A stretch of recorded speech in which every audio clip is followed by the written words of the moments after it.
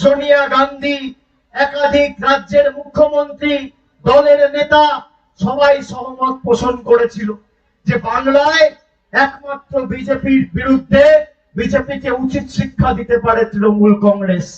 আর সেই দিন সেপ্টেম্বরের 2 তারিখ ধূপগুড়ি উপনির্বাচনে মোহাম্মদ সেলিম আর অধীর রঞ্জন চৌধুরী একে অপরের হাত ধরে তৃণমূল কংগ্রেসকে আক্রমণ করেছিল। সেই দিনকেও আমরা কিছু বলিনি। কিন্তু আজ আপনারা দেখুন, আজকে আপনারা বলুন, আপনারা যারা উপস্থিত রয়েছেন, আপনারা চান বিজেপিকে উচিত শিক্ষা দিতে? হ্যাঁ কিনা? হ্যাঁ কিনা? আপনারা চান বাংলা বিরোধীদের বাংলার মাটি থেকে উৎখাত করে ফেলতে? হ্যাঁ কিনা? আপনারা চান বহিরাগত নেতাদের বিতাড়িত করতে? হ্যাঁ কিনা? আপনারা চান যারা দীর্ঘদিন বাংলার মানুষকে অত্যাচারিত নিপীড়িত করে রেখেছে তাদের উচিত শিক্ষা দিতে? হ্যাঁ কিনা? উচিত শিক্ষা কে দিতে পারে? কে দিতে পারে?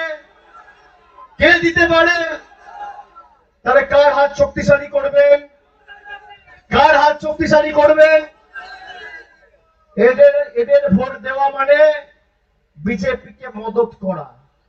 আপনারা যারা 2 লাখ 3 লাখ লোক 2019 সালে কংগ্রেস সিপিএম কে ভোট দিয়েছিলেন, বলুন ভোটটা নষ্ট হয়েছে কিনা?